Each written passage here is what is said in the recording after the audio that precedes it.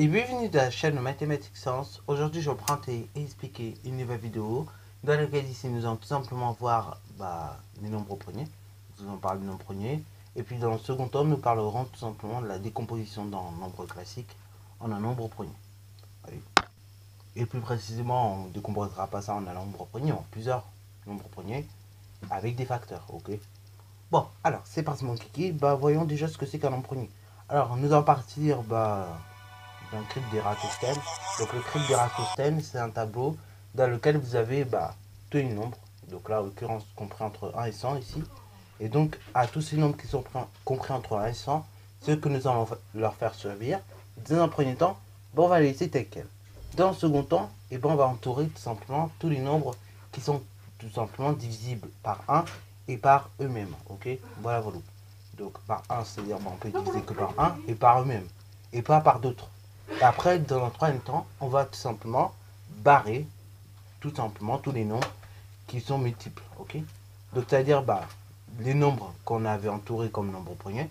Donc c'est-à-dire comme nombres qui se divisaient par 1 ou par eux-mêmes.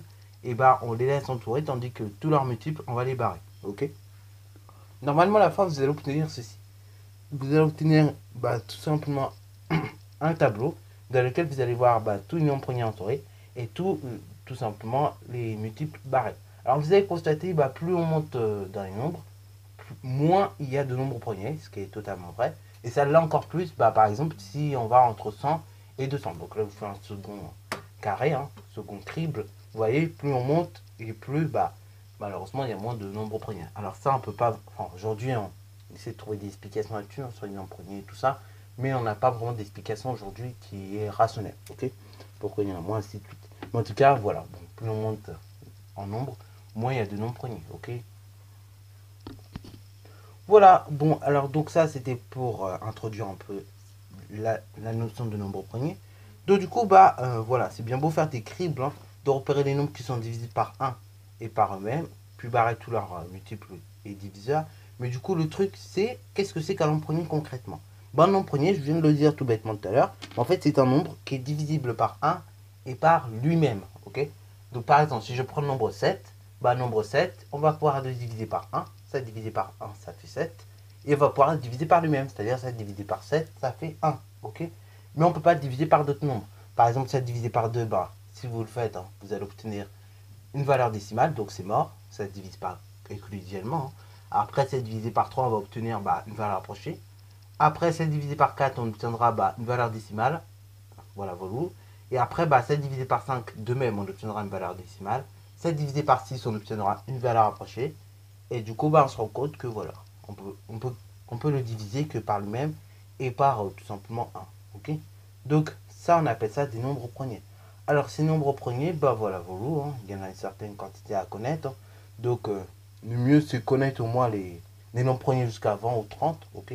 Donc, entre 1 et 30 à peu près, vous avez 1. Vous avez le nombre 1 d'ailleurs, c'est particulier, puisqu'il est à la fois premier et pas vraiment premier. Alors, le nombre 1, il y en a qui diraient c'est un nombre premier. Je suis plus ou moins d'accord avec eux. Et il y en a aussi qui disent c'est pas un nombre premier. Alors, je vais tout simplement utiliser ça, faire vite fait et règlement. Et de manière simple, le nombre 1, en fait, en réalité, c'est pas vraiment un nombre premier. Pour une simple raison, c'est que 1, vous pouvez diviser par lui-même. Donc, c'est 1. Et vous pouvez diviser par 1. Donc, finalement, en fait, il va se diviser que par un nombre. Donc, ça ne respecte pas vraiment la définition du nombre premier. Donc 1, on ne va pas vraiment considérer, nous, en tout cas en mathématiques, comme un nombre premier. Mais, en soi, c'est vrai qu'on aurait pu considérer ça comme un nombre premier. Donc, on aurait pu dire 1, oui, ça fait partie de la liste, mais non. Alors, entre donc 0 et 30, vous avez le nombre 2 déjà. Lui, c'est sûr, le nombre 2, c'est un nombre premier. On ne peut pas faire un débat comme tout à l'heure. Le nombre 3 également. Vous avez le nombre 5. Vous avez le nombre 7. Vous avez le nombre 11. Vous avez le nombre 13. Le nombre 17. Vous avez après le nombre 19. Le nombre 23. Et puis voilà, le nombre 29 également, que j'avais oublié. Voilà. Donc c'est à peu près toute la liste des nombres que vous avez entre 1 et 30. Bien évidemment, je vous ai montré par le crypte tout à l'heure, en fait, tous les nombres premiers allant de 1 jusqu'à 100. Et puis après, tout à l'heure même, en vous montrant de 100 jusqu'à 200, je vous ai montré à nouveau la suite. Ok. Voilà. Alors, les nombres premiers vont nous être utiles par la suite, par exemple, pour simplifier des fractions, donc pour les rendre irréductibles. mais ça va nous être utile également dans certains cas aussi pour décomposer un nombre classique en produit de facteurs premiers. Alors ça peut nous être pratique par exemple pour faire des partages ou des choses comme ça. Donc pour ceux qui ont fait le sujet brevet l'année dernière, il y avait un exercice comme ça, c'est-à-dire on avait une situation concrète avec des pirates, des lingots, tout ça, et donc on devait partager pareil une certaine quantité. Et donc on demandait à chaque fois de décomposer les nombres en produits facteurs premiers et d'en déduire le partage, ok, et ce qu'il en resterait. Donc voilà, du coup ça peut être utile de comprendre un peu ces notions-là. Alors, c'est parti mon kiki. Maintenant nous allons donc nous intéresser à deux nombres. Et donc, avant de nous intéresser complètement à ces deux nombres, nous allons déjà tout simplement parler de décomposition en produits de facteurs premiers. Oui, parce que c'est bien beau que je vous dise, ah oui, l'année dernière c'est ton beau brevet, nanani, nanana. Mais encore une fois, le but n'est pas de dire, ah ouais, c'était ton beau brevet, super. Non, le but encore une fois, c'est de comprendre les choses. Donc, on va rappeler vite fait, une petite chose. Alors, un nom classique, hein, donc 29, enfin, pas 29, mais du coup 27, ou bien, je sais pas, par exemple 12, un nombre classique, il va pouvoir se décomposer en fait en produit de facteurs premiers. C'est-à-dire tout nombre classique de par exemple 10, par exemple 12, par exemple 14, on peut les décomposer en produit de facteurs premiers. C'est-à-dire en produit, en une sorte de multiplication dans laquelle vous aurez que des nombres premiers. Par exemple, si je vous prends le nombre 10, le nombre 10, on pourrait très bien décomposer en 2 fois 5. Et 2 et 5, pourtant, sont des nombres premiers. Donc là, c'est bon.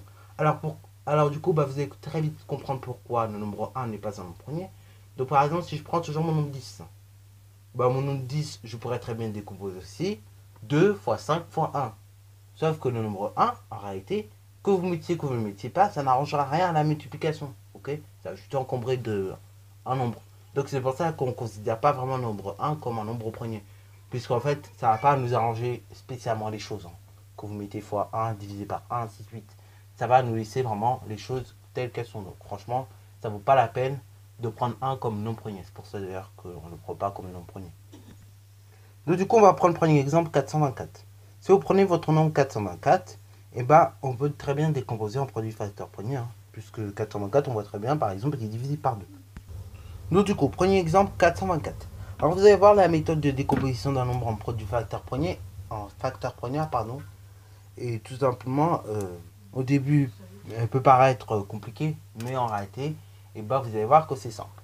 Alors bon, personnellement, je ne vais pas aller chercher trop loin, mais au début, on va vraiment commencer simple. Après, par la suite, éventuellement, on ira de plus en plus loin, mais on va vraiment faire simple. On va vraiment prendre la méthode telle qu'elle est. Alors, du coup, si vous voulez décomposer le nombre 424, tout simplement en produit facteur premier, en fait, vous allez tout simplement diviser le nombre 424, plein de fois, ok. Alors, c'est-à-dire, de 424, on regarde par combien il est divisible déjà. On voit que il est divisible par 2. Donc, à chaque fois, vous allez voir, on prend toujours le plus petit diviseur qui divise le nombre. Pourquoi? Parce que comme ça, on a vraiment une réelle décomposition du nombre en produit facteur premier.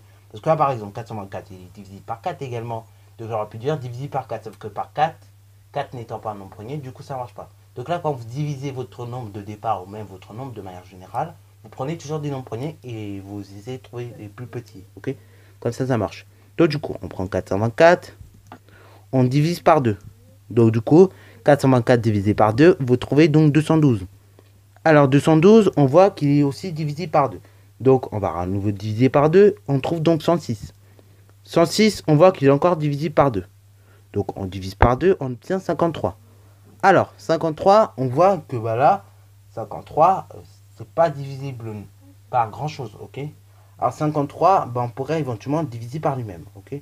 Donc 53, on divise par lui-même, c'est-à-dire ça fait 1, ok. Et là, du coup, on voit tout simplement la décomposition, ok. Alors la décomposition, on va l'avoir où? On va l'avoir au niveau donc des diviseurs. C'est-à-dire on aura 2, on aura 2, on aura 2, on aura 53. Ok, et là, nous avons une décomposition exacte. Ok, donc du coup, dans la décomposition finale, on écrira que 424, c'est égal donc à 2 exposant 3 fois 53. Ce qui veut dire donc 8 fois 53. Et donc là, normalement, quand on effectue cette opération, on obtient bien 424. Et donc là, effectivement, quand on effectue bien l'opération 2 exposant 3 fois 53, on obtient bien notre nombre de départ, 424, c'est tout à fait normal, ok. Donc on peut tout simplement écrire cette égalité, qui est totalement vraie ici. Alors, Deuxième nombre, le nombre 639. Alors du coup, votre nombre 639, le voici ici. Alors, le nombre 639, si on veut le décomposer en produit de facteurs poignets, on va vraiment pas se prendre la tête, on va faire comme tout à l'heure. On va voir par combien il est divisible. Alors déjà, 639, on peut voir qu'il est divisé par 3. Donc on va diviser 639 par 3. Et donc du coup, là, on voit qu'on obtient 213. Alors, 213, on voit qu'il est également divisible par 3. Puisque 2 plus 1, ça fait donc 3. Et 3 plus 3, ça fait donc 6. Donc on peut voir que 213, effectivement, est divisible tout simplement par 3. Alors là, si vous ne pouvez pas faire le calcul de tête, vous vérifiez juste à la calculatrice combien ça fait. Voilà, voilà. Et donc, en effectuant la division, on obtient tout simplement 71. Oui, alors là, petite remarque, on aurait pu très bien aussi effectuer la division de tête, mais ça peut être long, et je le reconnais, puisque là, le but de cet exercice, c'est vraiment d'aller vite. Juste de faire de la décomposition, en fait, tout simplement. Donc, on obtient 71. Alors, 71, il s'agit d'un nombre premier également. Donc, on va diviser 71 par lui-même. Et donc on obtient 1. Donc du coup on peut conclure que le nombre 639, c'est 3 au carré multiplié par 71. Ok. Et là, de même que tout à l'heure, normalement, si vous effectuez 3 au carré fois 71, donc c'est-à-dire 9 fois 71, vous êtes censé obtenir 639.